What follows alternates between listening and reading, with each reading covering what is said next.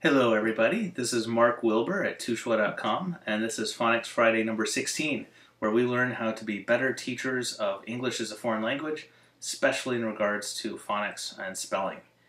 If it's not Friday for you anymore, I apologize. I've been very busy, but for a good reason. Today, I got into an awesome class myself. It's for web programming. Focus is on JavaScript, a lot of front-end stuff, but also we'll learn some Node.js and other cool stuff. Well, cool if you're a geek. And I'll be learning from one of the main engineers from OkCupid. There'll be an ex-Googler. I think there's someone from Adobe involved. Really, I'm really psyched to get into it. It's an intensive 12-week study, 60 hours a week in class, plus more work outside of class kinds of things. But that's how you learn quickly, is do it intensely. For you guys, I'm going to cover more on plural nouns. So last Phonics Friday 15, I covered nouns that you add s to make them plural, and also for verbs that you add an s to make it third person singular. Why is it that sometimes that s will have an s sound and sometimes it has a z sound? Like one cat, two cats, that's an s sound. One dog, two dogs, that s is a z sound. I run, the dog runs, that s is a z sound. I eat, the dog eats, that s is an s sound. And then there are other things like, say, a watch. You can't have two watches. You can't have two watches. It has to be two watches. You use es. All that was covered last time, Phonics 15, so go back and check it out if you're curious. This time is more spellings for plural nouns. You might be wondering, for noun ends in y, why is it that some of them, like toy, you just add s to make them plural? Like two toys is T-O-Y-S. But other times the y changes into an I, and then you add es, like babies. One baby is B-A-B-Y, two babies, B-A-B-I-E-S. And then there are other times when you add es to a noun to make it plural, like a potato. Two potatoes, you add es to potato to make it plural. Do you have to memorize all of these different things? Of course not. The whole point of this YouTube channel is to tell you when there's a pattern, and you don't have to memorize it, because it's so much nicer to have some kind of guideline and see a system to what you're learning than it is to just feel like you have to memorize every little thing by rote and until you hate learning language or class or whatever. All right, let's look at some examples. Usually I like to just write down a whole bunch of examples and make you figure out the rules so you remember them longer. This time there are a lot of different ways it can go, so that'll be a little hard, and I'm going to do it anyway. So, class, let's see, class, quiz. These are actually using a rule from last time, but that's okay. Staff is a new one. Boy, walrus, baby, mango, igloo, life, box, loaf, bee, jar. I guess I should have commas up here to be consistent. And what else? How about hobby and joy and clause. Okay, so the plural versions of these would be classes, adding an es, quizzes, you could double the z or not, they're both acceptable. Staff becomes staves, boy, boys, walrus, walruses, baby, change the y to ies, mango you add es to, igloo you add s to, Life becomes lives. Box, you add es to. Loaf becomes loaves. Bee is just bees. Jars. Hobbies. One joy, two joys, many joys. It sounds a little strange, but it is still correct.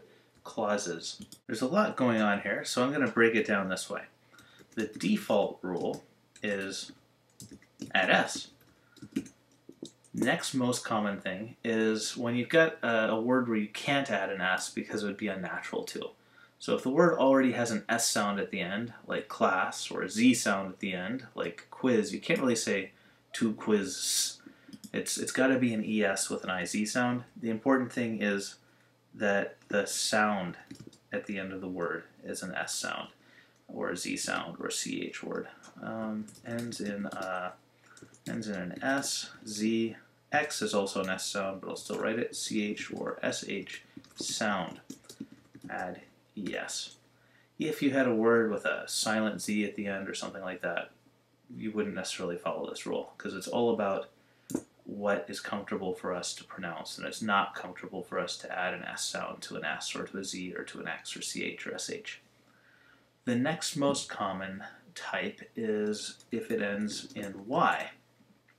Now notice that in boy we add s, but in baby, oops, not babby, it was almost a terrible Yahoo answer there. In baby, the y becomes ies. Why? Well, if it's a consonant, y, then the y becomes ies. If it's a vowel y, you just add s. So for example, day, well, a is a vowel, so you just add s. But say lobby, it would become lobbies. Whether if it's a noun or a plural verb, either one. Okay, so if it ends in a vowel and then y, you just add s, which is the default rule. But if it ends in a consonant plus y, change the y to ies. If the word ends in f or v, or fe or ve, in f, actually ff, fe, ve, or can't think of any that just end in v, so I won't add that. If it ends in f, fe, or v, change the end, being the end meaning ff, fe, or v, to ves. So this is like one life, two lives, or staff, staves, or loaf. I already used loaf. Leaf, leaves. Okay, and the final one here is words that end in o. This is kind of like the y rule. If you have a consonant and then o, you add es to the end. If you have a vowel o, you just add s. Since that's the default, I don't need to write that. I'll just write if it ends in consonant plus o, add es. This would be like potatoes, tomatoes, mangoes, anything like that. Okay, I think that's it.